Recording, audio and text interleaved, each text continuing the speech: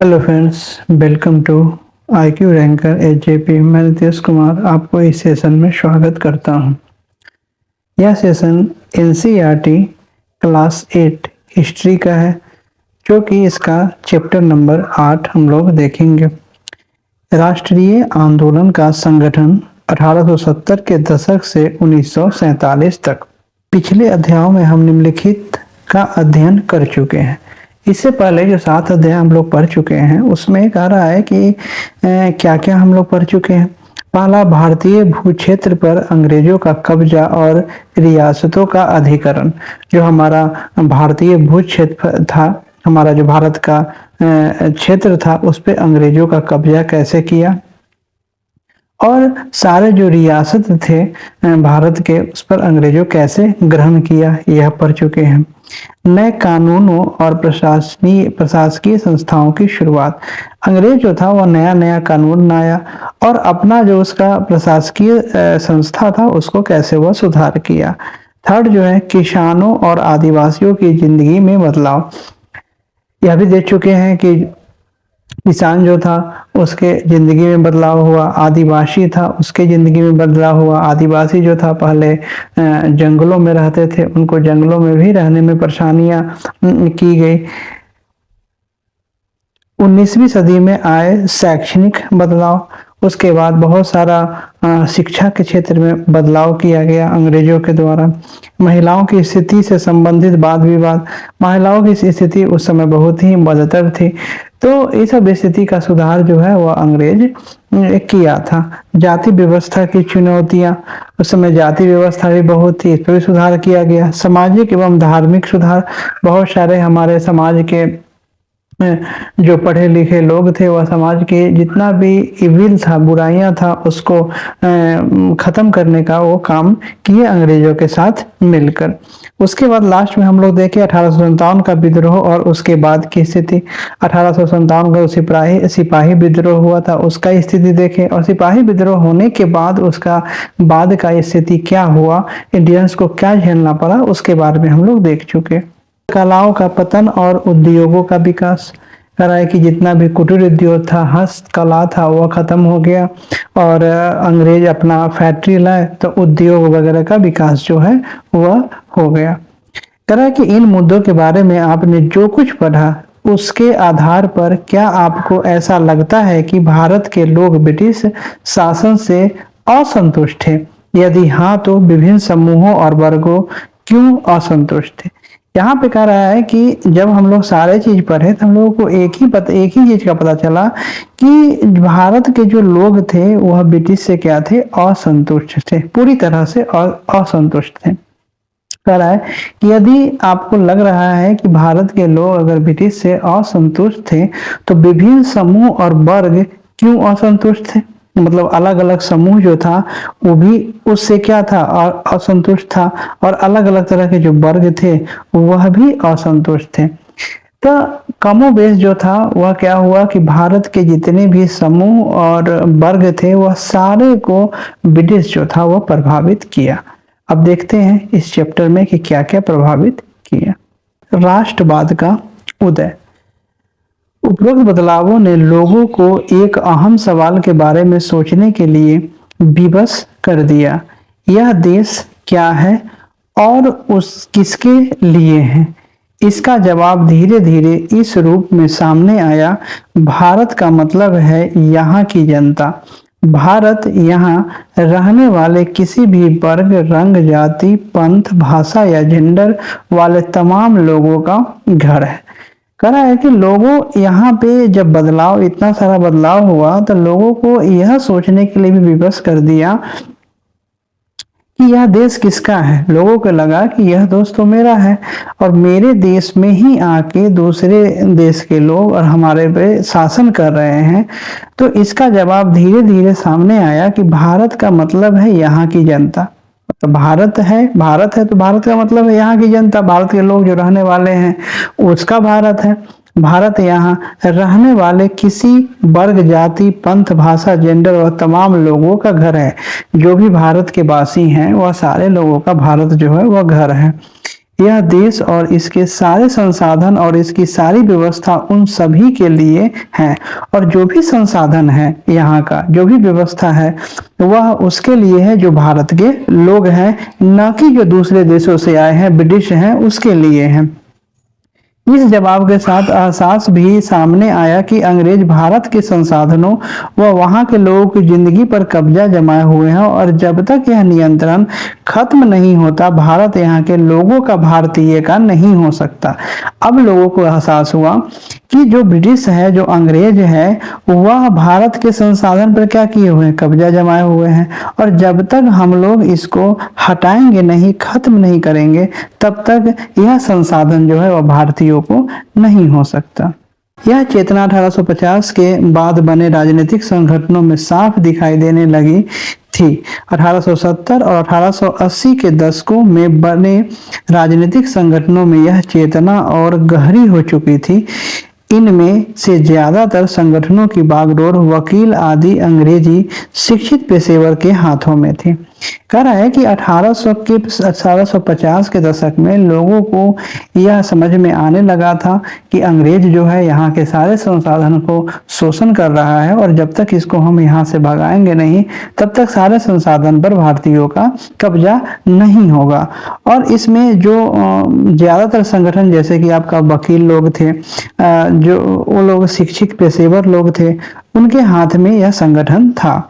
तरह की पूना सार्वजनिक सभा, इंडियन एसोसिएशन, मद्रास महाजन सभा, बॉम्बे रेसिडेंसी एसोसिएशन और भारतीय राष्ट्रीय कांग्रेस आदि इस तरह के प्रमुख संगठन थे। यह सारे उस समय के राष्ट्रीय आंदोलन के जो बागडोर संभालने वाले थे, यह सारे संस्था उस समय के थे। पूना सार्वजनिक सभा, नाम को गौर से देखिए। सार्वजनिक का मतलब होता है सब लोगों का या सबके लिए, सर्व सभी जनिक लोगों का। हालांकि इनमें से बहुत सारे संगठन देश के खास हिस्सों में काम कर रहे थे, लेकिन वे अपने लक्ष्य को भारत के सभी लोगों का लक्ष्य बनाते थे। यहाँ पे हम लोग ऊपर देखें कि वहां पे लिखा हुआ था पूना सार्वजनिक सभा। तो पूना सार्वजनिक सभा मीन्स कि वह पूना का एक सभा था, लेकिन ऐसा नहीं है। यहाँ पे किताब बुक में बोल रहा है कि वह पूना का सभा था, लेकिन ऐसा नहीं था कि वो एक क्षेत्र का ही था, वह पूरे देश का प्रतिनिधित्व करता था। उसके मुताबिक उनके लक्ष्य किसी खास इलाके, समुदाय या वर्ग के लक्ष्य नहीं थे। वे सोच के साथ काम कर रहे थे कि लोग संप्रभु हो। संप्रभुता एक आधुनिक विचार और राष्ट्रवाद का बुनियादी तत्व है। ये संगठन इस धारणा से चलते थे कि भारतीय जनता को अपने मामले के बारे में फैसले लेने की आजादी होनी चाहिए। कह रहा है कि ये लोग एक समुदाय, एक जगह का तो था, लेकिन इनका लक्ष्य क्या था, इस सभा का लक्ष्य क्या था कि एक खास इलाके, समुदाय और वर्ग का यह लक्ष्य नहीं था। इनका सोच था कि लोगों में क्या होना चाहिए, संप्रभु। संप्रभु कहने का मतलब कि वह अपने में संप्रभुता होना चाहिए, जो भी निर्णय है वह खुद से ले सके। 1870 और 1880 के दशकों में ब्रिटिश शासन के प्रति असंतोष और ज्यादा गहरा हुआ। लोगों का जो ब्रिटिश के प्रति असंतोष था वह और भी गहराता चला गया। 1878 में आर्म्स एक्ट पारित किया गया, जिसके जरिए भारतीयों द्वारा अपने पास हथियार रखने का अधिकार छीन लिया गया। अब कहा गया कि आर्म्स एक्ट जो है वो 1878 में जारी हुआ। इस आर्म्स एक्ट के अकॉर्डिंग जो भी भारतीय है वह अपने पास हथियार नहीं रख सकते हैं। उसी साल वर्नाकुलर पेस एक्ट भी पारित हो गया, जिससे सरकार की आलोचना करने वाले को चुप कराया जा सकता था। अब जो प्रेस से वर्नाकुलर पेस्ट आया, उससे क्या है कि सरकार को, सरकार कहने का मतलब कि उस समय ब्रिटिश को कोई भी पत्रकार जो है वह अपने कटु बातों से आलोचना नहीं कर सकता है। इस कानून में प्रावधान था कि अगर किसी अखबार में कोई आपत्तिजनक चीज छापती है तो सरकार उसकी प्रिंटिंग पे सही सारी संपत्ति को जब्त कर सकती है। कोई भी आपत्तिजनक बात अगर कोई पत्रकार छापता है तो उसके प्रिंटिंग प्रेस तो बंद कर दिया जाएगा, उसके साथ साथ उसकी सारी संपत्ति को भी कब्जा कर लिया जाएगा। तो एक तरह से क्या था कि जो वर्नाकुलर प्रेस एक्ट आया वह इंडियंस को मुंह बंद करने का तरीका था। 1883 में सरकार ने इल्बर्ट बिल लागू करने का प्रयास किया। इसको लेकर काफी हंगामा हुआ। इस विधेयक में प्रावधान किया गया था कि भारतीय न्यायाधीश भी ब्रिटिश या यूरोपीय व्यक्तियों पर मुकदमा चला सकते हैं ताकि भारत में काम करने वाले अंग्रेज और भारतीय न्यायाधीशों के बीच समानता स्थापित की जा सके। इल्बर्ट बिल में क्या था कि जो भारतीय न्यायाधीश थे वह ब्रिटिश या यूरोपीय व्यक्तियों पर भी मुकदमा चला सकते थे। पहला ऐसा नहीं था, जो भारत के न्यायाधीश थे वह ब्रिटिश और यूरोपीय पर मुकदमा नहीं चला सकते हैं। यह बिल लाया गया कि जो भारतीय न्यायाधीश है वह ब्रिटिश और यूरोपीय पर मुकदमा चला सकते हैं, लेकिन इसका विरोध जो है वह यूरोपियन ने किया।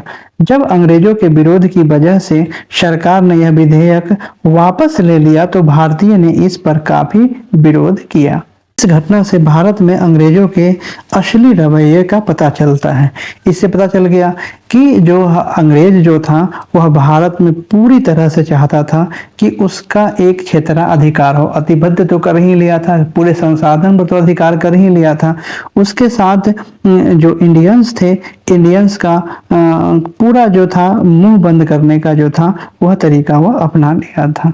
देखिए, भारतीयों की एक अखिल भारतीय संगठन की जरूरत 1880 से ही महसूस की जा रही थी, परंतु इल्बर्ट विधेयक से इस चाह को और गहरा दिया था। 1885 में देश भर के 72 प्रतिनिधियों ने बंबई में सभा करके भारतीय राष्ट्रीय कांग्रेस की स्थापना का फैसला किया। अब कह रहा है कि जो पढ़े लिखे लोग थे, तो पढ़े लिखे लोग सोचते थे कि एक ऐसा भारतीय संगठन बनाया जाए जिससे कि कुछ ना कुछ भारतीय के लिए किया जाए। और ऐसी चीज को जब इल्बर्ट बिल खारिज किया गया तो लोगों को लगा कि नहीं, सही में जो है यह ऐसा संगठन बनाया जाए। और 1885 में भारतीय राष्ट्रीय कांग्रेस का स्थापना किया गया।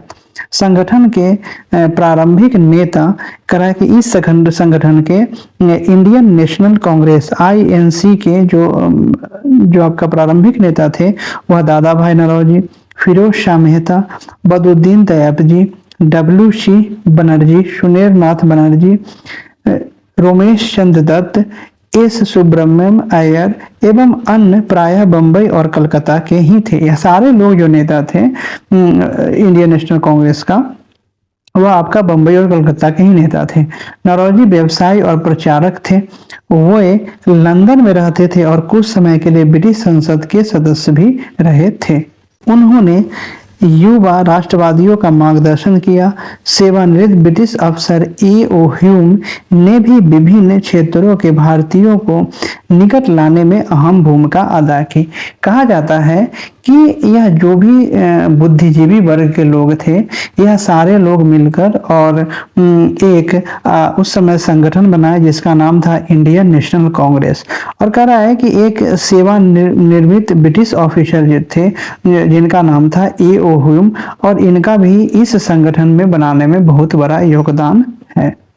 उस समय एक पत्रिका थी जिसका नाम था इंडियन मिरर नामक अखबार चलता था।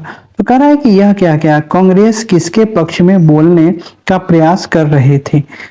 जनवरी 1886 में द इंडियन मिरर नामक अखबार ने लिखा, बंबई में आयोजित प्रथम राष्ट्रीय कांग्रेस हमारे देश की भावी संसद का केंद्रक है और यह हमारे देशवासियों के लिए अकल्पनीय रूप से लाभकारी परिणामों को जन्म देगी। बदरुद्दीन तैयबजी ने 1887 में अध्यक्ष की हैसियत से कांग्रेस को संबोधित करते हुए कहा, यह कांग्रेस भारत के किसी एक वर्ग या समुदाय के प्रतिनिधित्व से मिलकर नहीं बनी है, बल्कि यह भारत के सभी समुदायों की संस्था है। यहाँ पे जब इंडियन नेशनल कांग्रेस का जब गठन हुआ तो द इंडियन मिरर नामक जो अखबार था वह बोला कि बम्बई में जो यह प्रथम राष्ट्रीय कांग्रेस का जो सभा आयोजित किया गया, वह कहा गया कि जो आगे का जो भावी संसद का केंद्रक है और यह हमारे देशवासियों के लिए अकल्पनीय रूप से लाभकारी है। वाकई लाभकारी हुआ।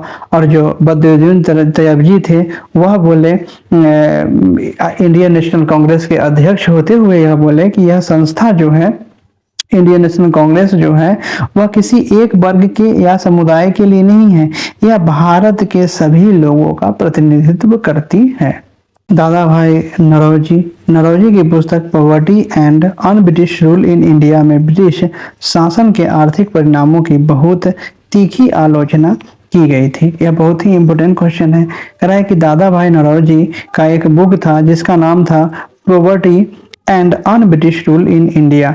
इसने दादा भाई नौरोजी ने या ब्रिटिश शासन के जो आर्थिक परिणाम थे उसमें वह बहुत बड़ा आलोचना की कि हमारा जो जितना भी संसाधन है इंडिया का वह कैसे भारत से वह ले जा रहे हैं। बढ़ता हुआ राष्ट्र। अक्सर कहा जाता है कि अपने पहले 20 सालों में कांग्रेस अपने उद्देश्य और तरीकों के लिहाज से मध्य मार्गी पार्टी थी। इस दौरान कांग्रेस ने सरकार और शासन में भारतीयों को और ज्यादा जगह दिए जाने के लिए आवाज उठाई। कांग्रेस का आग्रह था कि विधान परिषदों में भारतीयों को ज्यादा जगह दी जाए, परिषदों को ज्यादा अधिकार दिए जाएं और जिन प्रांतों में परिषद नहीं है वहां उनका गठन किया जाए। कह रहा है कि कांग्रेस उस समय मध्य मार्गी पार्टी के रूप में था और यह सोचता था, कांग्रेस जो थे यह सोचता था कि जो विधान परिषद में है उसमें ज्यादा से ज्यादा इंडियंस को मौका दिया जाए। हालांकि कांग्रेस चाहती थी कि सरकार में भारतीयों को भी ऊंचे पद दिए जाए। इस काम के लिए उसने मांग की कि सिविल सेवा के लिए लंदन के साथ साथ भारत में भी परीक्षा आयोजित किया जाए। उस समय क्या होता था कि जो भारतीय थे उनके ऊंचे पद नहीं दिए जाते थे। इस पर कांग्रेस जो था वह मांग किया कि भारतीयों को भी ऊंचे पद दिया जाए और उस समय सिविल सर्विसेज का जो परीक्षा हुआ करता था वह लंदन में होता था। तो यहाँ से बच्चे को, यहाँ से जो छात्र थे उनको लंदन जाना पड़ता था एग्जाम देने के लिए। तो इसलिए INC इंडियन नेशनल कांग्रेस आवाज उठाया कि यह परीक्षा जो है लंदन के साथ साथ भारत में भी परीक्षा आयोजित करा जाए जिससे कि भारतीयों को सुविधा हो। शासन व्यवस्था के भारतीयकरण की मांग नस्लवाद के खिलाफ चल रहे आंदोलन का एक हिस्सा थी, क्योंकि तब तक ज्यादातर महत्वपूर्ण नौकरियों पर गोरे अफसरों की ही कब्जा था।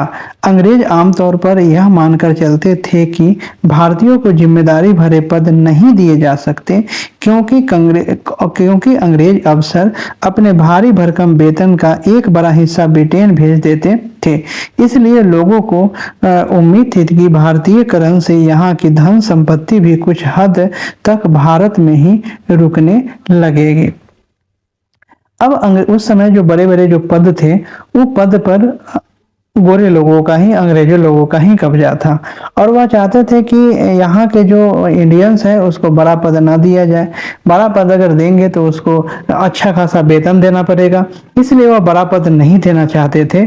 और यह भी वो उनका अंग्रेज लोगों का ये भी ध्यान में बात हुआ करता था कि यहाँ से जितना भी हो सके पैसा, धन संपत्ति जो है वह ब्रिटेन में ले जाया जाए। भारतीयों की मांग थी कि न्यायपालिका और कार्यपालिका से अलग किया जाए, आर्म्स एक्ट को निरस्त किया जाए और अभिव्यक्ति व बोलने की स्वतंत्रता दी जाए। शुरुआती सालों में कांग्रेस ने कई आर्थिक मुद्दे भी उठाए। उसका कहना था कि भारत में ब्रिटिश शासन की वजह से ही गरीबी और अकाल पड़ रहे हैं। बढ़ते लगान के कारण काश्तकार और जमींदार विपन्न हो गए थे और अनाजों के भारी निर्यात की वजह से खाद्य पदार्थों का अभाव पैदा हो गया था। कांग्रेस की मांग थी कि लगान कम किया जाए, फौजी खर्चे में कटौती की जाए और सिंचाई के लिए ज्यादा अनुदान दिए जाए। उसने नमक कर, विदेशों में भारतीय मजदूरों के साथ होने वाले बर्ताव तथा भारतीयों के कामों में दखल अंदाजी करने वाले वन प्रशासन की वजह से वनस्पतियों की बढ़ती मुसीबतों के बारे में बहुत सारे प्रस्ताव पारित किए। अब यहाँ पे इंडियन कांग्रेस कहते थे कि जो भी ब्रिटिश शासन है उसके वजह से गरीबी और अकाल पड़ रहा है। यहाँ जो है जो काश्तकार है और जमींदार है उसको बहुत परेशानी हो रही है। अनाज का जो भारी निर्यात की वजह से यहाँ पे परेशानियां हो रही है लोगों को। यहाँ पे जो सिंचाई वगैरह है उसमें अनुदान दिया जाए, ठीक है। फौजी खर्चों को कटौती किया जाए क्योंकि सारे फौजी खर्चे जो थे वह ब्रिटिश इतना सारा यहाँ पे फौज रखे अपना सैनिक रखे हुए थे कि सारा खर्चा जो लगभग है यहीं के संसाधन से ही वह खर्च करते थे। तो यह सारे का जो है वह विरोध यहाँ जो इंडियन नेशनल कांग्रेस किया। इससे पता चलता है कि पढ़े लिखे संपन्न वर्ग की संस्था होते हुए भी कांग्रेस केवल पेशेवर समूह, जमींदारों और उद्योगपतियों के हक में ही नहीं बोल रही थी।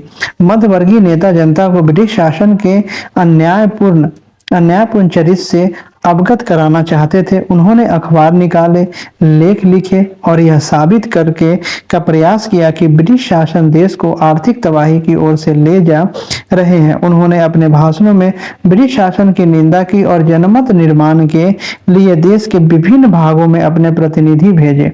लेकिन मध्यवर्गीयों को ये भी लगता था कि अंग्रेज स्वतंत्रता और न्याय के आदर्शों का सम्मान करते हैं, इसलिए वे भारतीयों की न्याय संगत मांगों को स्वीकार कर लेंगे।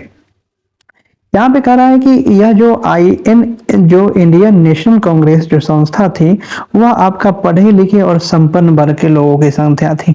लेकिन ऐसा नहीं कि यह पढ़े लिखे और संपन्न लोगों की संस्था थी तो यह यही लोगों के हित के बारे में सोचे, ऐसा नहीं था।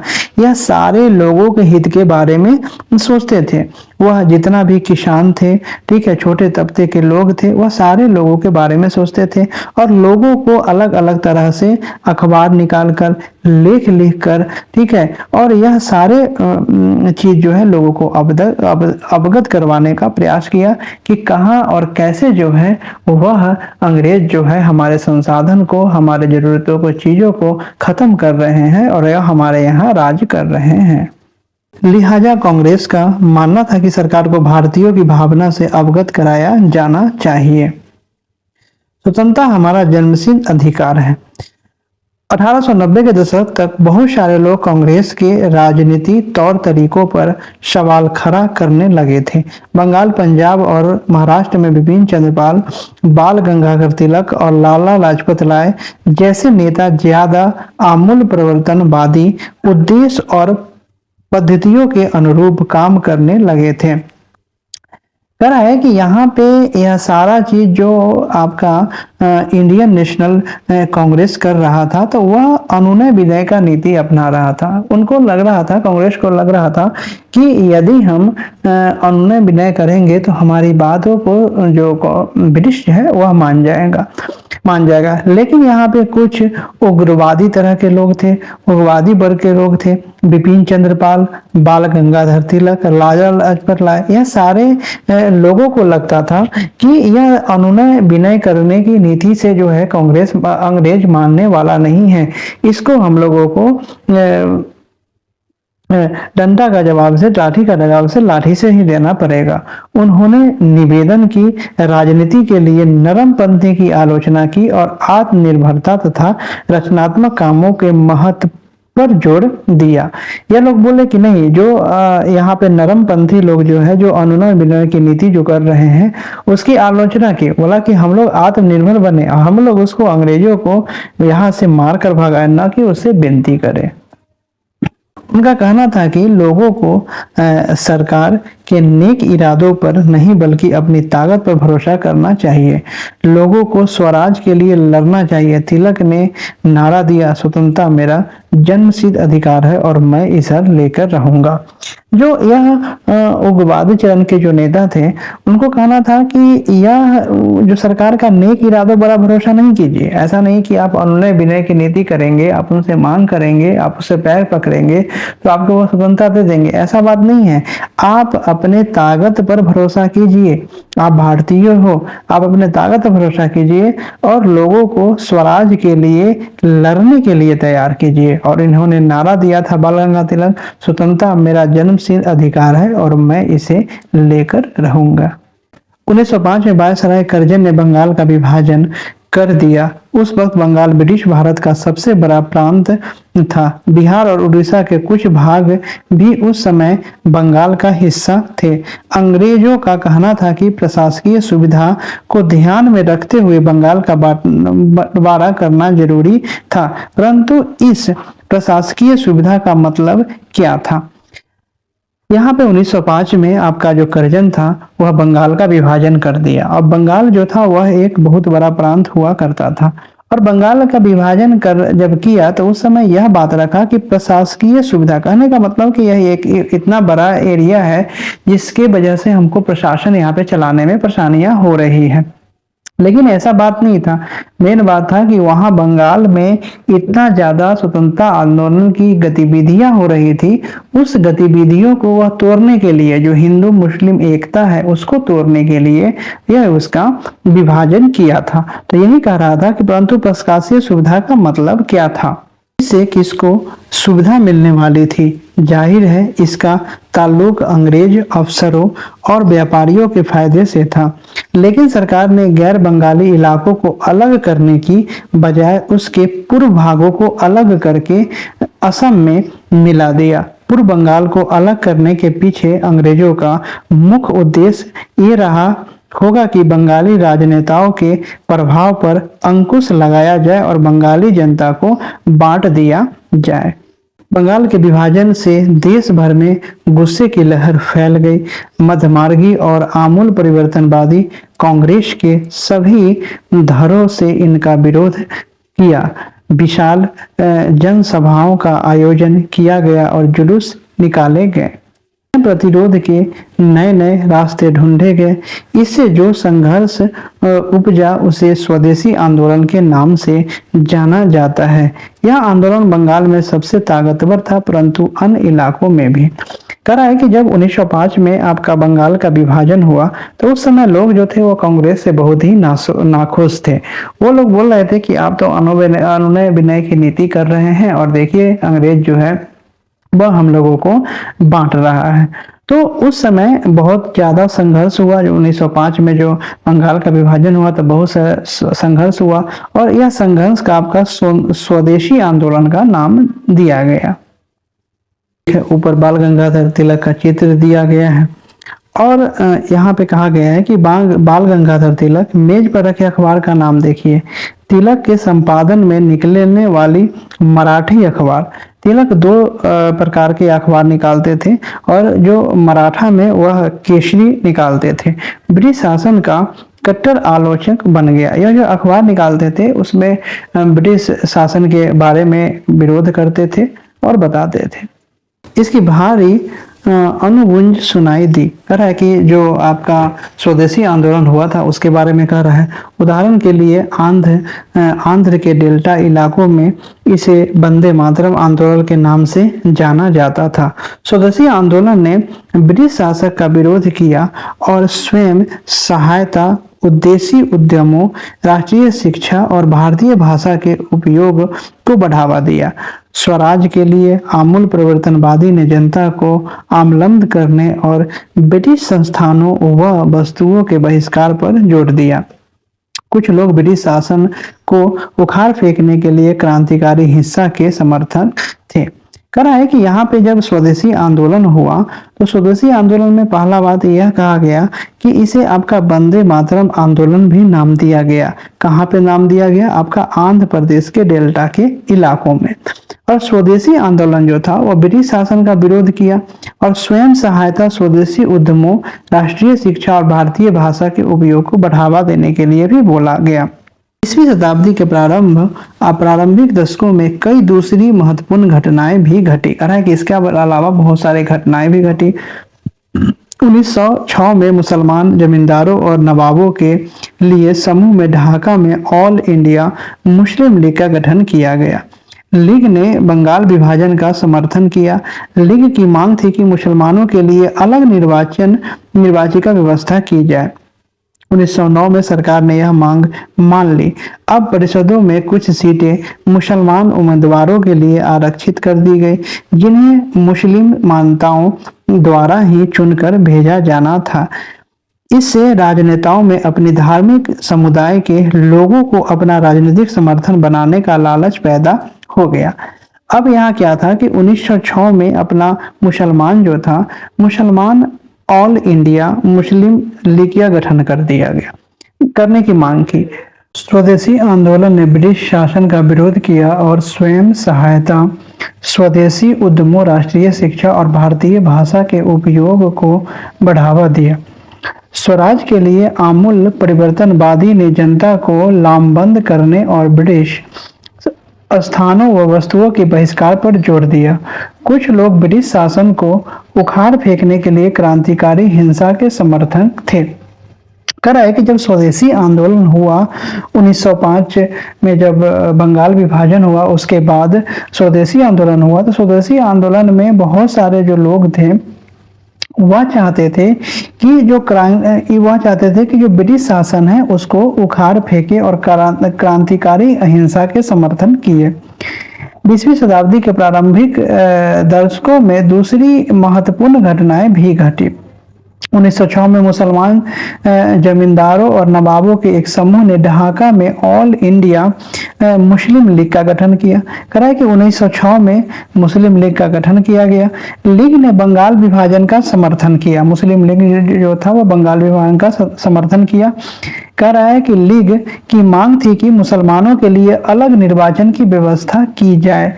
1909 में सरकार ने यह मांग मान ली। मुस्लिम लीग ने 1906 में जब मुस्लिम लीग का गठन हुआ तो मुस्लिम लीग के जो नेता थे वह ब्रिटिश से मांग किए कि हमको एक अलग, मुस्लिम के लिए एक अलग जो निर्वाचन है उसका व्यवस्था किया जाए। और यह बात अंग्रेज जो था वह मान लिया। अंग्रेज तो चाहता ही था कि दोनों हिंदू मुस्लिम जो है वो हमेशा अलग रहें। अब परिषदों में 2 सीटें मुसलमान उम्मीदवारों के लिए आरक्षित की गई, जिन्हें मुस्लिम मतदाताओं द्वारा ही चुनकर भेजा जाना था। अब कह रहा है कि मुस्लिम लीग के लिए जो था 2 सीट जो था वह आरक्षित कर दिया गया और यह जो सीट जो था वह आपका मुस्लिम मतदाताओं द्वारा ही चुन के भेजा जाना था। इससे राजनेताओं में अपने धार्मिक समुदाय के लोगों को अपना राजनीतिक समर्थन बनाने का लालच पैदा हो गया।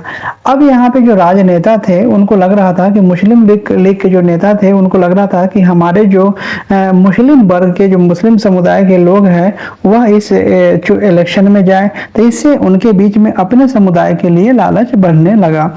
1907 में कांग्रेस टूट गई। मध्य वर्ग की धारा बहिष्कार की राजनीति के विरुद्ध था। अब 1907 में कांग्रेस टूट गई तो कांग्रेस जो था वह नरम दल और गरम दल में टूट गया। जो नरम दल के नेता थे वह अनुनय विनय की नीति पर चलते थे कि जो अंग्रेज है उससे विनती करके और उनको मनाकर और यह सारे जो राष्ट्रवाद है वह सुलझाया जाए। लेकिन जो गरम दल के नेता थे वह चाहते थे कि नहीं, वह अनुनय विनय की नीति पर नहीं मानते थे। उनको था कि से हाँ, हम लड़के अपने देश को उनसे आजाद करवाएंगे। इन लोगों का मानना था कि इसके लिए बल प्रयोग की आवश्यकता होती है, जो कि सही नहीं है। संगठन टूटने के बाद कांग्रेस पर मध्यवर्गीय का दबदबा बन गया, जबकि तिलक के अनुयायी बाहर से काम करने लगे। अब जो तिलक थे वह आपका गरम दल के नेता थे, तो वह बाहर से काम करने लगे। दिसंबर 1905 में दोनों खेमों में एक बार फिर एकता स्थापित हो गई। अब कह रहा है कि जो नरम दल और गरम दल जो टूटा था कांग्रेस 2 भागों में 1907 में, अब यह 1915 में दोनों जो था एक हो गया। अगले साल कांग्रेस और मुस्लिम लीग के बीच ऐतिहासिक लखनऊ समझौते पर दस्तखत हुए और दोनों संगठनों ने देश में प्रतिनिधिक सरकार के गठन के लिए मिलकर काम करने का फैसला किया। कह रहा है कि जब लखनऊ अधिवेशन हुआ था तो लखनऊ अधिवेशन में मुस्लिम लीग और कांग्रेस के साथ दोनों दस्तखत हुए और दोनों संगठनों ने मिलकर काम करने का, दोनों संगठनों बोले कि से दोनों एक साथ मिलकर और देश के लिए काम करेंगे। जन राष्ट्रवादता उदय 1919 के बाद अंग्रेजों के खिलाफ चल रहा संघर्ष धीरे धीरे एक जन आंदोलन में तब्दील होने लगा। कह रहा है कि पहले के जो राष्ट्रवादी नेता थे वह लोग ही जन आंदोलन जो थे वह कर रहे थे। पुरजोर तरीके से। लेकिन अब जो है 1919 के बाद जन आंदोलन में, इस आंदोलन में आम जनता भी पार्टिसिपेट करने लगे, आम जनता भी भाग लेने लगे।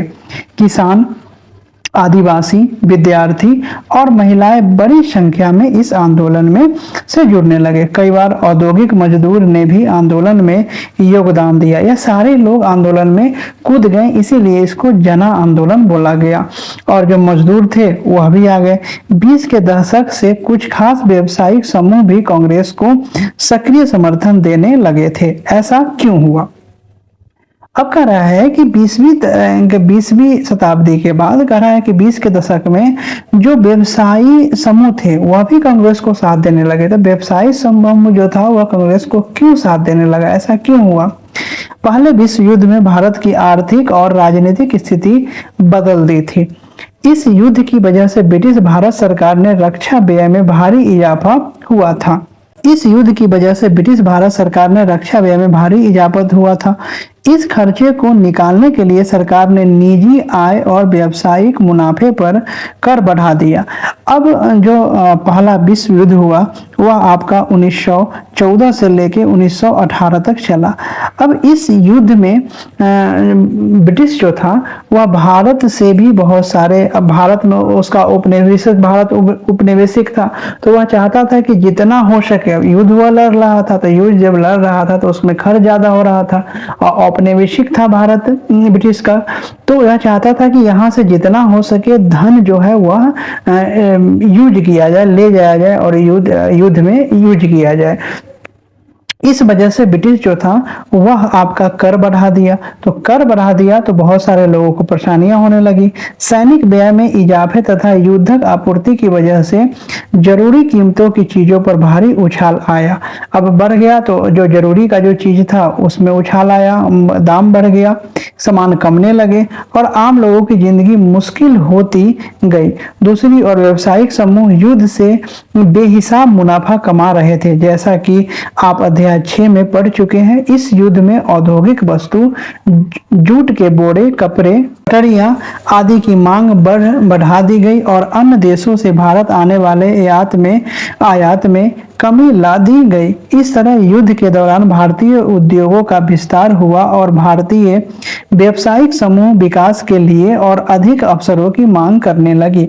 अब व्यावसायिक समूह जो था उसको फायदा होने लगा क्योंकि बहुत सारे चीजों का डिमांड होने लगा और यह मनमाना दाम पर उस सामान को बेचने लगे।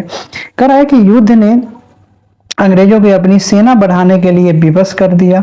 अब युद्ध हो रहा था, सैनिक मर रहे थे, तो अंग्रेज को और सेना की जरूरत पड़ने लगा।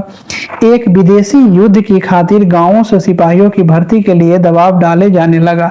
अब यह चाहता था कि और ज्यादा सैनिक जो है उसमें भर्ती हो, अंग्रेज के सेना में और ज्यादा भर्ती हो, तो गांव से लोगों को भी दबाव डालने लगा कि आप ज्यादा से ज्यादा लोगों को सैनिक में बहाल कीजिए। बहुत सारे सिपाहियों को दूसरे देशों में युद्ध की मोर्चे पर भेज दिया गया, जिसमें बहुत सारे सिपाही युद्ध के बारे यह समझदारी लेकर लौटे कि साम्राज्यवादी शक्तियां एशिया और अफ्रीका के लोगों का किस तरह शोषण कर रही है। फलस्वरूप ये लोग भी भारत में औपनिवेशिक शासन का विरोध करने लगे। इसके अलावा 1917 में रूस में क्रांति हुई। इस घटना के चलते किसानों और मजदूरों के संघर्षों का समाचार तथा समाजवादी विचार बड़े पैमाने पर फैलने लगे, जिससे भारतीय राष्ट्रवादियों को नई प्रेरणा मिलने लगी। अब जो था, अब यहाँ का सैनिक जब गया लड़ने के लिए तो उन लोगों को समझ में आ गया कि हमारे जो ब्रिटिश जो औपनिवेशिक हैं वह हम लोगों का ऐसे शोषण कर रहे थे। उसके बाद 1917 में जो रूसी क्रांति हुई और रूसी क्रांति जो है वह समाजवाद के विचार पे चल रहा था। तो समाजवाद का जो विचार का जो पैमाना है वह धीरे धीरे फैलने लगा कि रूस में कैसे लोग अपने देश को आजादी दिलाने के लिए कैसे काम कर रहे हैं। और यह जो समाजवादी विचार जा रहा था वह भारत के जो राष्ट्रवादी थे उसको भी प्रेरणा मिलने लगे, उससे वह सबक सीखने लगे कि कैसे यह विचारधारा को यहाँ भी बढ़ाया जाए। महात्मा गांधी का आगमन। अब महात्मा गांधी जो है वह साउथ अफ्रीका से इंडिया आते हैं, भारत आते हैं। इन्हीं हालात में महात्मा गांधी एक जन नेता के रूप में सामने आए। गांधी जी 46 वर्ष की उम्र में 1915 में दक्षिण अफ्रीका से भारत लौटे थे। वे वहां पर नस्ल भेदी पाबंदियों के खिलाफ अहिंसक आंदोलन चला रहे थे और अंतर्राष्ट्रीय स्तर पर उनकी अच्छी मान्यता थी और लोग उनका आदर करते थे। दक्षिण अफ्रीका आंदोलन की वजह से उन्हें हिंदू, मुसलमान, पारसी और ईसाई, गुजराती, तमिल और उत्तर भारतीय उच्च वर्गीय व्यापारी, वकील और मजदूर सब तरह के भारतीयों से मिलने जुलने का मौका मिल चुका था। जब गांधी जी दक्षिण अफ्रीका में थे तो वहां पे वह नस्ल भेदी पाबंदियों के खिलाफ आपका अहिंसक विद्रोह किए और यह अंतर्राष्ट्रीय स्तर पर अच्छी मानी गई, जिससे की वजह से गांधी जी को सब जानने लगा। यहाँ पे हिंदू, मुसलमान, पारसी, ईसाई, गुजराती, तमिल और उत्तर भारतीय लोग के जो व्यापारी थे, वकील थे, मजदूर थे, सारे इनको जानने लगे कि हाँ एक गांधी जी जो है वह एक जन नेता के रूप में, इसी वजह से गांधी जी जन नेता के रूप में सामने आए।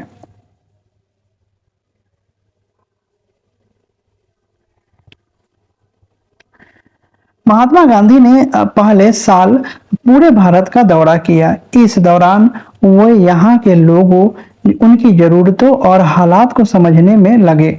उनके शुरुआती प्रयास चंपारण, खेरा, अहमदाबाद के स्थानीय आंदोलन के रूप में हुआ। अब कह रहा है कि गांधी जी जब 1915 में आपका भारत आए तो वह पूरा तरह से, जब भारत आए तो वह भारत का दौरा किए और दौरा करने के बाद वह भारत के लोगों का जो स्थिति था, हालात है, उसके बारे में जाने पहले कि क्या लोग किस हालात से गुजर रहे हैं, क्योंकि वह तो दक्षिण अफ्रीका, साउथ अफ्रीका में थे। साउथ अफ्रीका में रहने के वजह से इनको भारत की जो हालात उस समय चल रहा था, उस 1915 के समय में, वह उनको पूरी तरह से अवगत नहीं थे। तो वह पहले पूरी भारत को भ्रमण किए और उनका हालात को जाने। और इसी भ्रमण के दौरान आपका चंपारण में जो नील की खेती के लिए यह आंदोलन किए और सफल आंदोलन रहा। खेरा में किए, अहमदाबाद में जो आपका मिल मजदूर का जो अति किए, सोल्यूशन सॉल्व किए, उसके लिए इनको भी जाना जाने लगा, सामने आए। इन आंदोलन के माध्यम से उनका राजेंद्र प्रसाद और वल्लभ भाई पटेल से परिचय हुआ। जब यह चंपारण विद्रोह, खेरा विद्रोह, अहमदाबाद मिल मजदूर विद्रोह, ये सब में इस दौरान में जब यह निकले तो यह बड़े बड़े जो नेता थे भारत के, जैसे कि राजेंद्र प्रसाद हुए, वल्लभ भाई पटेल हुए, इन लोगों से इनका परिचय हुआ। 1918 में अहमदाबाद में उन्होंने मिल मजदूरों की हड़ताल का सफलतापूर्वक नेतृत्व किया। आइए अब 1919 से 1922 के बीच आंदोलनों के कुछ गहराई से देखते हैं। अब रॉलेट सत्याग्रह। 1919 में गांधी जी ने अंग्रेजों द्वारा हाल ही में पारित किए गए रॉलेट कानून के खिलाफ सत्याग्रह का आह्वान किया। 1919 में अंग्रेजों के द्वारा जो पारित किया गया था रॉलेट एक्ट, इसके खिलाफ गांधी जी खरा उतरे। यह कानून अभिव्यक्ति की स्वतंत्रता जैसे मूलभूत अधिकारों पर अंकुश लगाने और पुलिस को और ज्यादा अधिकार देने के लिए लागू किया गया था। महात्मा गांधी, मोहम्मद अली जिन्ना तथा अन्य नेताओं का मानना था कि सरकार के पास लोगों की बुनियादी स्वतंत्रताओं पर अंकुश लगाने का कोई अधिकार नहीं है। ये लोगों का मानना था कि लोगों का जो बुनियादी, जो मौलिक अधिकार है, उस पर अंकुश लगाने का अधिकार नहीं है अंग्रेज को। उन्होंने इस कानून को शैतान की करतूत और निरंकुशवादी बताया। गांधी जी ने लोगों से आह्वान किया कि इस कानून का विरोध करने के लिए 6 अप्रैल 1919 को अहिंसक विरोध दिवस के रूप में, अपमान व याचना दिवस के रूप में मनाया जाए और हड़तालें की जाए। आंदोलन शुरू करने के लिए सत्याग्रह सभाओं का गठन किया गया। गांधी जी जो थे वह आपका अहिंसक के पुजारी थे और अहिंसक के पुजारी थे तो इसलिए अहिंसा के पुजारी थे, इसलिए उन्होंने लोगों से आह्वान किया कि 6 अप्रैल 1919 को यह विद्रोह, अहिंसक विद्रोह किया जाए, ठीक है, और अपमान और याचना के दिवस के रूप में इसको मनाया जाए और हड़तालें किया जाए। रॉलेट सत्याग्रह ब्रिटिश सरकार के खिलाफ पहला अखिल भारतीय संघर्ष था। हालांकि यह मोटे तौर पर शहरों तक ही सीमित था। अप्रैल 1919 में पूरे देश में जगह जगह जुलूस निकाले गए और हड़तालों का आयोजन किया गया। सरकार ने इस आंदोलन को कुचलने के लिए दमनकारी रास्ता अपनाया। बैसाखी 13 अप्रैल के दिन अमृतसर में जनरल डायर द्वारा जालियाबाग में किया गया हत्याकांड इसी दमन का हिंसा था। कह रहा है कि अप्रैल 1919 में आपका एक जुलूस निकाला गया और यह हड़ताल जो था अब यही 13 अप्रैल को इसी वजह से जो आपका जालियांवाला बाग हत्याकांड हुआ था, जनरल डायल के द्वारा जो गोली चलाने का आदेश दे दिया, हजारों लोग यहाँ पे मर गए, तो वही कह रहा है कि हत्याकांड दमन का हिस्सा था। इस नर संहार पर रविन्द्रनाथ टैगोर ने अपनी पीड़ा और गुस्सा जताते हुए नाइटहुड की उपाधि वापस लौटा दी। रॉलेट सत्याग्रह के दौरान लोगों ने ब्रिटिश शासन के खिलाफ हिंदुओं और मुसलमानों के बीच गहरी एकता बनाए रखने के लिए प्रयास किए। महात्मा गांधी भी यही चाहते थे। उनकी राय में भारत यहाँ रहने वाले सभी लोगों यानी सभी हिंदुओं, मुसलमानों और अन्य धर्मों के लोगों का देश है। उनकी गहरी आकांक्षा थी कि हिंदू और मुसलमान किसी भी न्यायपूर्ण उद्देश्य के लिए एक दूसरे का समर्थन करें। महात्मा गांधी सोचते थे कि यह जो भारत है वह हिंदू और मुस्लिम का देश है और यह चाहते थे कि यह उद्देश्य है दोनों के समर्थन से यह पूरा हो। इस आंदोलन में हिंदू और मुस्लिम जो है वह दोनों समर्थन करें। खिलाफत आंदोलन और असहयोग आंदोलन। खिलाफत का मुद्दा इस तरह का एक ज्वलंत मुद्दा था। 1920 में अंग्रेजों ने तुर्की के सुल्तान खलीफा पर बहुत सख्त संधि थोप दी। जालियांवाला बाग हत्याकांड की इस तरह घटना पर भी भारत के लोगों में भी गुस्सा था। खिलाफत का जो मुद्दा था वह ज्वलंत मुद्दा था और 1920 में जो अंग्रेज जो थे वह तुर्की के सुल्तान खलीफा में बहुत बड़ी संधि थोप दी। यहाँ तुर्की के सुल्तान जो खलीफा था उसके पूरे देश को, जो पूरा विश्व का जो मुसलमान था उसको मेन मानता था। ठीक है, तो इसलिए जो था वह मुसलमान भी इससे अंग्रेज से नाराज हो गया। जालियांवाला बाग हत्याकांड, इस घटना पर लोगों को भारी गुस्सा थी। इधर जो जालियांवाला बाग हत्याकांड जो 13 अप्रैल 1919 को अमृतसर में हुआ बैसाखी के दिन, उससे लोगों में और ज्यादा अंग्रेजों को प्रति गुस्सा थी। भारतीय मुसलमान यह भी चाहते थे कि पुराने ऑटोमन साम्राज्य में स्थित पवित्र मुसलमान संस्थाओं पर खलीफा का नियंत्रण बना रहना चाहिए।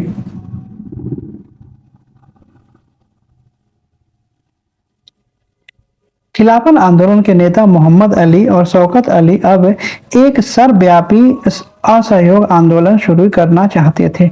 अब यहाँ पे मुसलमानों लोगों को यह खलीफा पर जो सख्त संधि थोपा गया उससे अंग्रेज से वह नाराज थे और इधर जो हिंदू लोग जो थे वह जालियांबाग वाला हत्याकांड हुआ था उससे, नरसंहार जो हुआ था उससे नाखुश थे। तो अब यहाँ पे दोनों हिंदू मुस्लिम जो है एक साथ जुटकर और असहयोग आंदोलन शुरू करना चाहते थे।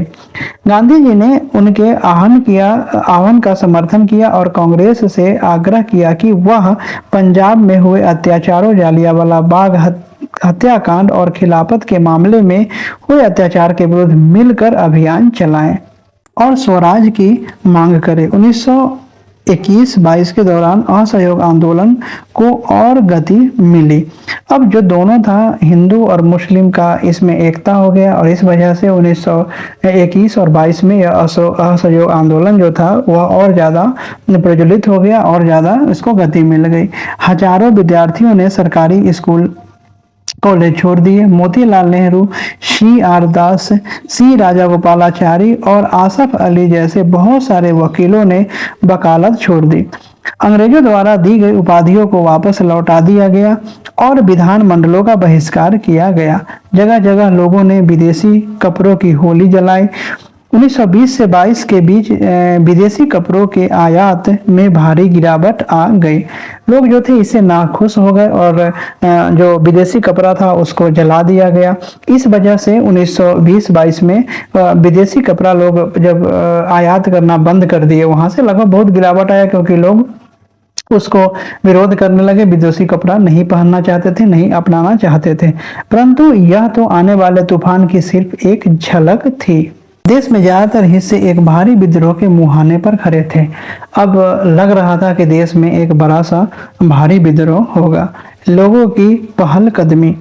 कई जगहों पर लोगों ने ब्रिटिश शासन का अहिंसक विद्रोह किया, लेकिन कई स्थानों पर विभिन्न वर्गों और समूहों ने गांधी जी के आह्वान के अपने हिसाब से अर्थ निकाले और इस तरह के रास्ते अपनाए जो गांधी जी के विचारों से मेल नहीं खाते थे। सभी जगह लोगों ने अपने आंदोलन को स्थानीय मुद्दों के साथ जोड़कर आगे बढ़ाया। सभी लोग जहां जहां लोगों को जिस तरह से स्थानीय परेशानियां थी, जैसे जैसे परेशानियां थी, वह अपना परेशानी के अनुसार जो है वह आंदोलन को चलाए और आगे बढ़ाए। आइए ऐसे कुछ उदाहरणों पर विचार करते हैं। खेरा, गुजरात में पाटीदार किसानों ने अंग्रेजों द्वारा थोप दिए गए भारी लगान के खिलाफ अहिंसक अभियान चलाया। तटीय आंध्र प्रदेश और तमिलनाडु के भीतर भागों में शराब की दुकान की घेराबंदी की गई। आंध्र प्रदेश के गुंटूर जिले में आदिवासी और गरीब किसानों ने बहुत सारे वन सत्याग्रह किए। इन सत्याग्रहों में कई बार वे चराई शुल्क अदा किए बिना भी अपने जानवरों को जंगल में छोड़ देते थे। उनका विरोध इसलिए था क्योंकि औपनिवेशिक सरकार ने वन संसाधन पर उनके अधिकारों को बहुत सीमित कर दिया था। अब यह जो विद्रोह हुआ, जो आंदोलन होने लगा था, तो आंदोलन तो मेन जो था वह हमारे राष्ट्र को, हमारे देश को स्वतंत्रता दिलाने के लिए था। लेकिन अलग अलग जगहों पे लोगों को जिस तरह से परेशानी हुई, उस तरह को खत्म करके वह आंदोलन को आगे बढ़ा रहे थे। उन्हें यकीन था कि गांधी जी उन पर लगकर काम करा देंगे और वन कानूनों को खत्म करा देंगे। गांधी जी पर सभी लोगों को बहुत ज़्यादा विश्वास था। बहुत सारे वन गांवों में किसानों ने स्वराज का ऐलान कर दिया क्योंकि उन्हें उम्मीद थी कि गांधी राज जल्द ही स्थापित होने वाला है। सभी को लग रहा था कि गांधी जी आ गए हैं और गांधी जी जो है जो सारा चीज़ को सुधार देंगे। सिंध, मौजूदा पाकिस्तान में मुस्लिम व्यापारी और किसान खिलाफत के आह्वान पर बहुत उत्साहित थे। बंगाल में भी खिलाफत असहयोग के गठबंधन ने जबरदस्त सांप्रदायिक एकता को जन्म दिया और राष्ट्रीय आंदोलन को नई ताकत प्रदान की। पंजाब में सिखों के अकाली आंदोलन ने अंग्रेजों की सहायता से गुरुद्वारों में जमे बैठे भ्रष्ट महंतों को हटाने के लिए आंदोलन चलाया। यह आंदोलन असहयोग आंदोलन से काफी घनिष्ठ रूप से जुड़ा हुआ दिखाई देता था। असम में गांधी महाराज की जय के नारे लगाते हुए चाय बागान मजदूरों ने अपनी तनख्वाह में इजाफे की मांग शुरू कर दी। उन्होंने अंग्रेजी स्वामित्व वाले बागानों की नौकरी छोड़ दी। उनका कहना था कि गांधी जी यही चाहते हैं। उस दौर के बहुत सारे असमिया वैष्णव गीतों के कृष्ण की जगह गांधी जी राज का यश गान किया जाने लगा। अब गांधी जी का नाम लेकर लोगों को जो भी परेशानियां होती थी वह सारे परेशानियां को अब छोड़ रहे थे। अब उनको लग रहा था कि अब गांधी राज आ गया है। जो भी परेशानियां हैं, जो अंग्रेजों के खिलाफ जो भी उनको लग रहा था, वह सारे अपने अनुसार वह अपना अहिंसक विद्रोह कर रहे थे। जनता के महात्मा। इन उदाहरणों के आधार पर हम देख सकते हैं कि कई जगह के लोग गांधी जी को एक तरह का मसीहा, एक ऐसा व्यक्ति मानने लगे थे जो उन्हें मुसीबतों और गरीबी से छुटकारा दिला सकता है। गांधी जी वर्गीय टकरावों की बजाय वर्गीय एकता के समर्थक थे, परंतु किसानों को लगता था कि गांधी जी जमींदारों के खिलाफ उनके संघर्ष में मदद देंगे। खेतिहर मजदूरों को यकीन था कि गांधी जी उन्हें जमीन दिला देंगे। सारे लोगों को लगता था कि गांधी जी जो है एक मसीहा है और सारे को परेशानियां जो है, सारा का परेशानियां वो खत्म कर देंगे।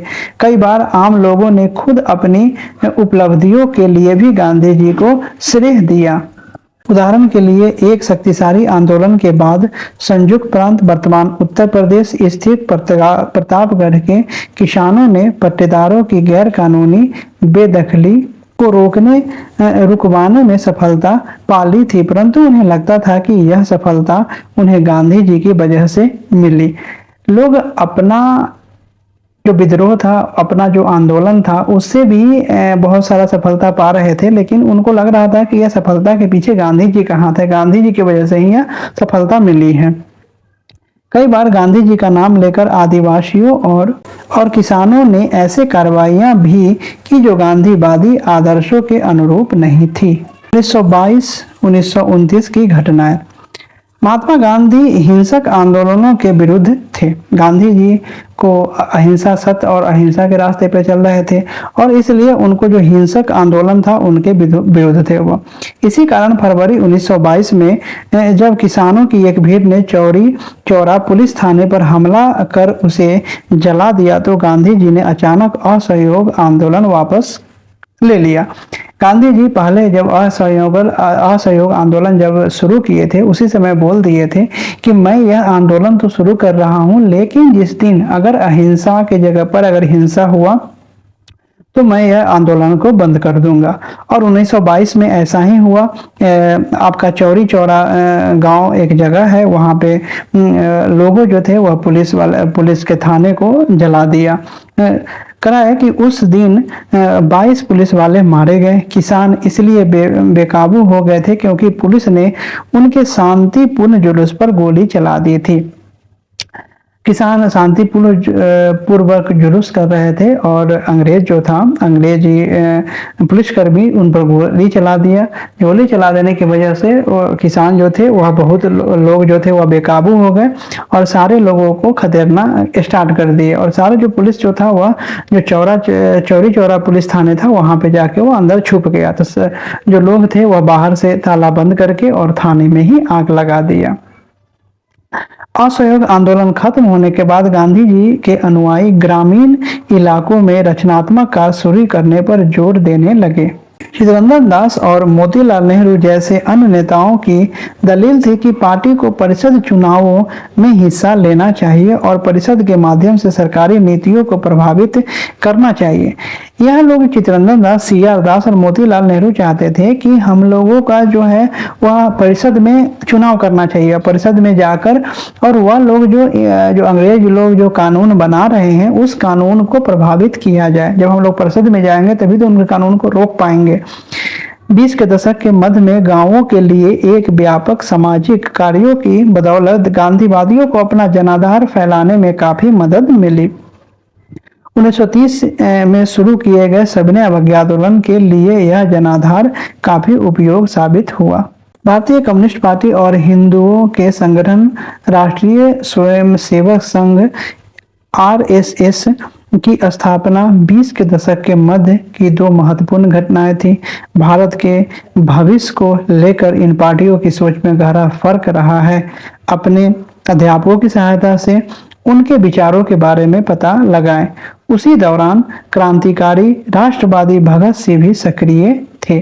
इस दशक के आखिर में कांग्रेस ने पूर्ण स्वराज का प्रस्ताव पारित किया।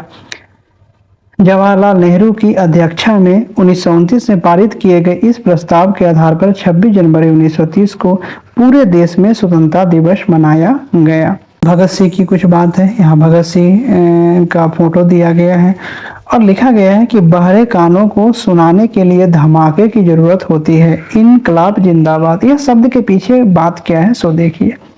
भगत सिंह, चंद्रशेखर आजाद, सुखदेव और उनके जैसे अन्य क्रांतिकारी राष्ट्रवादी औपनिवेशिक शासन तथा अमीर शोषक वर्ग से लड़ने के लिए मजदूरों और किसानों की क्रांति चाहते थे। यह सारे चाहते थे कि अगर हम लोगों को अंग्रेज से लड़ना है तो मजदूर, किसान सभी लोग जो है वो एकजुट हों। इस काम को पूरा करने के लिए उन्होंने 1928 में दिल्ली स्थित फिरोज शाह कोटला में हिंदुस्तान सोशलिस्ट रिपब्लिक एसोसिएशन की स्थापना की थी। 17 दिसंबर 1928 को भगत सिंह, चंद्रशेखर आजाद एवं राजगुरु ने लाला लाजपत राय पर लाठीचार्ज करने वाले सैंडर्स नामक पुलिस अफसर की हत्या की। इस लाठीचार्ज के कारण बाद में लाला लाजपत राय की मृत्यु हो गई। अपने साथी राष्ट्रवादी BK दत्त के साथ भगत सिंह ने 8 अप्रैल 1929 को केंद्रीय विधान परिषद में बम फेंका था। क्रांतिकारियों ने अपने पर्चे में कहा था कि उनका मकसद किसी की जान लेना नहीं बल्कि बहरों को सुनाना है तथा विदेशी सरकार को उसके द्वारा किए जा रहे भयानक शोषण से अवगत कराना है। भगत सिंह, सुखदेव, राजगुरु को 23 मार्च 1931 को फांसी पर चढ़ा दिया गया। उस समय भगत सिंह की आयु सिर्फ 23 साल थी। अब इन्होंने जो 8 अप्रैल 1929 को केंद्रीय विधान परिषद में जो बम फेंका, तो बम फेंकने का इनका ये मकसद नहीं था कि वहां पे किसी को मारना था। उनका मकसद था कि जो बहरे कानून जो है, बहरे जो अंग्रेज है, उसको यह आभास दिलाना था कि हम भी क्रांतिकारी हैं, हम भी कुछ कर सकते हैं। दांडी मार्च पूर्ण स्वराज अपने आप आने वाले नहीं था। इसके लिए लोगों को लड़ाई में उतरना था। 1930 में गांधी जी ने ऐलान किया कि वह नमक कानून तोड़ने के लिए यात्रा निकालेंगे। अब सभी लोग जो राष्ट्रवादी नेता थे वह समझते थे कि जो पूर्ण स्वराज है वो अपने आप नहीं आ जाएगा, इसके लिए लोगों को लड़ाई में उतारना पड़ेगा। और इसी के लिए 1930 में इन्होंने जो दांडी यात्रा का ऐलान किया। उस समय नमक के उत्पादन और बिक्री पर सरकार का एक अधिकार होता था। महात्मा गांधी और अन्य राष्ट्रवादियों का कहना था कि नमक पर टैक्स वसूलना पाप है, क्योंकि यह हमारे भोजन का एक बुनियादी हिस्सा होता है। नमक सत्याग्रह ने स्वतंत्रता की व्यापक चाह को लोगों की एक खास शिकायत सभी से जोड़ दिया था और इस तरह अमीरों और गरीबों के बीच मतभेद पैदा नहीं होने दिया। गांधी जी और उनके अनुयायी साबरमती से 240 किलोमीटर दूर स्थित दांडी तक पैदल चलकर गए और वहां उन्हें तट पर बिखरा नमक इकट्ठा करते हुए नमक कानून का सार्वजनिक रूप से उल्लंघन किया। गांधी जी बोलते थे कि यह जो नमक है वह हमारे जीवन का एक आधारभूत हिस्सा है और इस पर भी अंग्रेज जो है वह टैक्स हम लोगों से ले रही है। भी नमक बनाया। इस आंदोलन में किसानों, आदिवासियों और महिलाओं ने बड़ी संख्या में हिस्सा लिया। नमक के मुद्दे पर एक व्यावसायिक संघ ने पर्चा प्रकाशित किया। सरकार ने शांतिपूर्ण सत्याग्रहियों के निर्मम दमन के जरिए आंदोलन को कुचलने का प्रयास किया। हजारों आंदोलनकारियों को जेल में डाल दिया गया। भारतीय जनता के साझा संघर्षों के चलते आखिरकार 1935 के गवर्नमेंट ऑफ इंडिया एक्ट में प्रांतीय स्वायत्तता का प्रावधान किया गया। सरकार ने ऐलान किया कि 1937 में प्रांतीय विधायिकाओं के लिए चुनाव कराए जाएंगे। इन चुनावों के परिणाम आने पर 11 में से 7 प्रांतों में कांग्रेस की सरकार बनी। प्रांतीय स्तर पर 2 साल के कांग्रेसी शासन के बाद सितंबर 1939 में दूसरा विश्व युद्ध छिड़ गया। हिटलर के प्रति आलोचनात्मक रवैये के कारण कांग्रेस के नेता ब्रिटेन के युद्ध प्रयासों में मदद देने को तैयार थे। अब दूसरा विश्व युद्ध भी हो गया, 1939 में छिड़ गया और इसके वजह से हिटलर का जो दमनकारी नीति था उसको देखकर कांग्रेस के जो नेता थे वह चाहते थे कि हम भी जो है वह अंग्रेज का साथ देंगे इस युद्ध में। इसके बदले में वो चाहते थे कि युद्ध के बाद भारत को स्वतंत्र कर दिया जाए और इसके बदले में जो हमारे नेता थे वह बोलते थे कि हम आपको अंग्रेजों को बोले कि हम आपको युद्ध में पार्टिसिपेट करेंगे, आपके युद्ध में हम समर्थन करेंगे, लेकिन इसके बदले में युद्ध जब खत्म हो जाए तो हमको स्वतंत्रता आप दे दीजिए। अंग्रेज ने यह बात नहीं मानी। कांग्रेसी सरकारों ने विरोध में इस्तीफा दे दिया। भारत छोड़ो आंदोलन और उसके बाद महात्मा गांधी ने दूसरे विश्व युद्ध के बाद अंग्रेजों के खिलाफ आंदोलन का एक नया चरण शुरू किया। उन्होंने अंग्रेजों को चेतावनी दी कि वे फौरन भारत छोड़ दे। गांधी जी ने भारतीय जनता से आह्वान किया कि वे करो या मरो के सिद्धांत पर चले और अंग्रेज के विरुद्ध अहिंसक ढंग से संघर्ष करे। गांधी जी और अन्य नेताओं को फौरन जेल में डाल दिया गया। इसके बावजूद यह आंदोलन फैलता गया। किसान और युवा इस आंदोलन में बड़ी संख्या में शामिल हुए। विद्यार्थी अपनी पढ़ाई लिखाई छोड़कर आंदोलन में कूद पड़े। देश भर में संचार तथा राजसत्ता के प्रतीकों पर हमले हुए। बहुत सारे इलाकों में लोगों ने अपनी सरकार का गठन कर लिया। सबसे पहले अंग्रेजों ने बर्बर दमन का रास्ता अपनाया। 1943 के अंत तक 90,000 से ज्यादा लोग गिरफ्तार कर लिए गए थे और लगभग 1,000 लोग पुलिस की गोली से मारे गए थे। बहुत सारे इलाकों में हवाई जहाजों से भी भीड़ पर गोलियां बरसाने के आदेश दिए गए, परंतु आखिरकार इस विद्रोह ने ब्रिटिश राज को घुटने टेकने के लिए मजबूर कर दिया।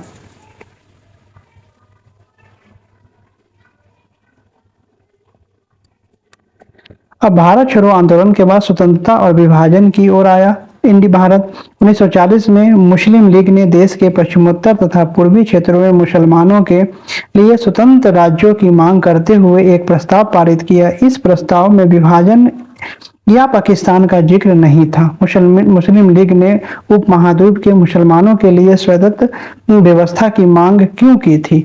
1930 के दशक के आखिरी सालों से लीग मुसलमानों और हिंदुओं को अलग अलग राष्ट्र मानने लगी थी।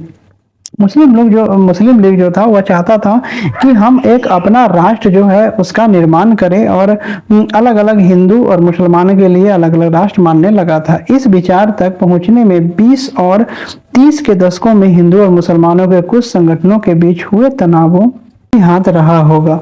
1937 के प्रांतीय चुनाव संभवतः इससे भी ज्यादा बड़ा कारण रहे।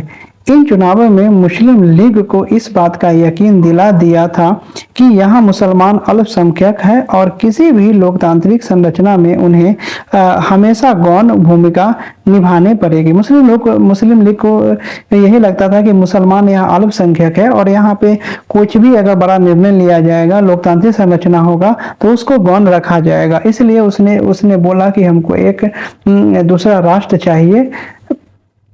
लीग को यह भी भय था कि संभव है कि मुसलमानों को प्रतिनिधित्व ही न मिल पाए। 1937 में मुस्लिम लीग संयुक्त प्रांत में कांग्रेस के साथ मिलकर सरकार बनाना चाहती थी, परंतु कांग्रेस ने इस प्रस्ताव को स्वीकार नहीं किया, जिससे फासला और बढ़ गया। इसके दशक में मुस्लिम जनता को अपने साथ लामबंद करने में कांग्रेस की सफलता में भी लीग को अपना सामाजिक जनाधार फैलाने में मदद दी। 40 के दशक में के शुरुआती सालों में जिस समय कांग्रेस के ज्यादातर नेता जेल में थे, उस समय लीग ने अपना प्रभाव फैलाने के लिए तेजी से प्रयास किए। 1945 में विश्व युद्ध खत्म होने के बाद अंग्रेजों ने भारतीय स्वतंत्रता के लिए कांग्रेस और लीग से बातचीत शुरू कर दी। यह वार्ता असफल रही क्योंकि लीग का कहना था कि उसे भारतीय मुसलमानों का एकमात्र प्रतिनिधित्व माना जाए। कांग्रेस इस दावे को मंजूर नहीं कर रही थी क्योंकि बहुत सारे मुसलमान अभी भी उसके साथ थे। 1946 में दोबारा प्रांतीय चुनाव हुए। सामान्य निर्वाचन क्षेत्रों में कांग्रेस का प्रदर्शन तो अच्छा रहा, परंतु मुसलमानों के लिए आरक्षित सीटों पर लीग को बेजोर सफलता मिली। अब लीग जहां मुस्लिम बहुल इलाका था, वहां पे मुस्लिम लीग को ही ज्यादा वोट मिला था। लीग पाकिस्तान की मांग पर चलती रही। मार्च 1946 में ब्रिटिश सरकार ने इस मांग पर अध्ययन करने और स्वतंत्र भारत के लिए एक सही राजनीतिक बंदोबस्त सुझाने के लिए 3 सदस्यीय परिसंघ भारत भेजा। इस परिसंघ ने सुझाव दिया कि भारत अविभाजित रहे और उसे मुस्लिम बहुल क्षेत्रों को कुछ स्वायत्तता देते हुए एक ढीले ढाले महासंघ के रूप में संगठित किया जाए। कांग्रेस और मुस्लिम लीग दोनों ही इस प्रस्ताव के कुछ खास प्रावधानों पर सहमत नहीं थे। अब देश का विभाजन अवश्य संभावित था। कैबिनेट मिशन की इस विफलता के बाद मुस्लिम लीग ने पाकिस्तान की अपनी मांग मनवाने के लिए जन आंदोलन शुरू करने का फैसला लिया। उसने 16 अगस्त 1946 को प्रत्यक्ष कार्रवाई दिवस मनाने का आह्वान किया। इसी दिन कोलकाता में दंगे उभर उठे जो कई दिन चलते रहे। मुस्लिम लीग को अब जो था वह अगला अपना राष्ट्र बनाना ही था। इन दंगों में हजारों लोग मारे गए। मार्च 1947 तक उत्तर भारत के विभिन्न भागों में भी हिंसा फैल गई थी।